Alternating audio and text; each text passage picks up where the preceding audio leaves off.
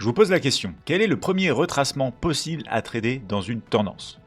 Réponse en image dans cette vidéo à l'aide d'un exemple pris live dans la matinale Admirals. Je vous montre ici le 15 minutes du GER40. Un 15 minutes qui va démarrer ici, pas loin de l'open. Ça commence ici, vous voyez les bougies, et on a la cassure d'un creux directement qui se fait. Alors on descend en 5 minutes pour en apprendre un petit peu plus sur cette cassure et sur l'ADN de ce qui est en train de se passer ici. On a en fin de compte une consolidation 5 minutes qui a pris place ici, que je vais mettre ici en mode range tout de suite, comme ça. Donc un range en fait qui a pris place directement avec des sommets qui se respectent, des creux qui se respectent relativement plutôt bien ici.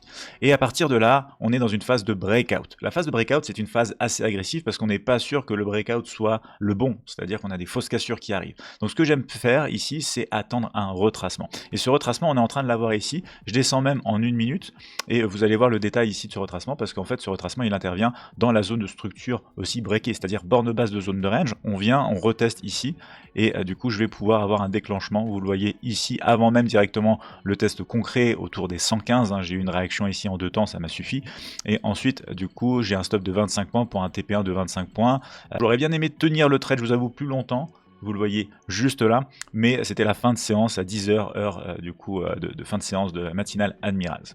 Voilà quel est le premier retracement que vous pouvez trader dans une tendance, c'est celui qui intervient tout de suite après la phase cassure d'une zone de consolidation. C'est pourquoi